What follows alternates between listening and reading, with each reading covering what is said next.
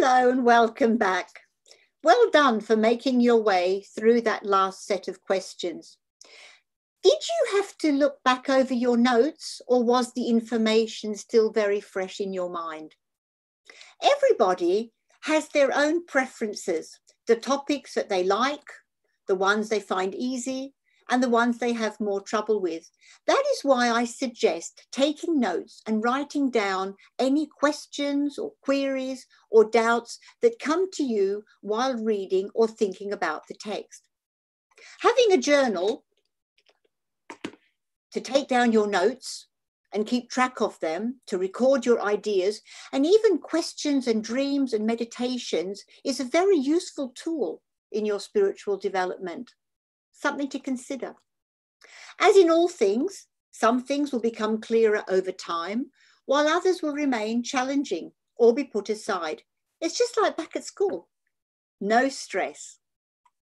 So, in the chapter on origins, we read how the universe comes into being from within outwards, existing on different levels in the inner worlds.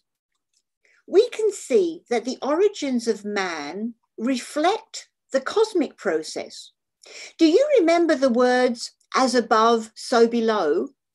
Well, the same laws apply to the macrocosm and the microcosm, the universe and man, but we are a little bit smaller.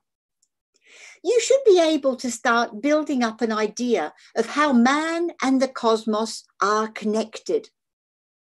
In previous chapters, we saw the constitution of man and that the body is threefold and the soul has two elements, while the spirit has three aspects of Atma, Buddhi, and Manas. Well done.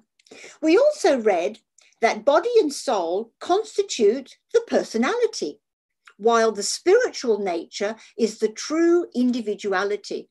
And this is a very important point to remember. So far, we have learned about the hierarchies of beings and that every atom is a life and that there is no dead matter in the universe. We studied Akasha and the lower grades of astral light before learning about the elementals and the laws that govern everything in the cosmos. We saw how the law of karma works to balance every act and thought of all beings of every grade and level, every cause and effect during incarnation. After death and rebirth, we studied the very origins of the universe. We have come a very long way. Yet concepts that were once completely unknown have now become quite familiar. In chapter 10, we go a step further, or should I say, a step before. We now take a look at globes, rounds, and races. And I suggest you read this chapter slowly because it can get confusing, but there is a logic to the process. Madame Blavatsky helped her students to understand complex concepts by way of analogy. This will come easier to students of philosophy and Plato. But we all do it when we say that something is similar to something else by way of explanation. For example, the structure of an atom is like a solar system. The nucleus is the sun, and the electrons are the planets revolving around their sun. That's the Bohr model in atomic physics.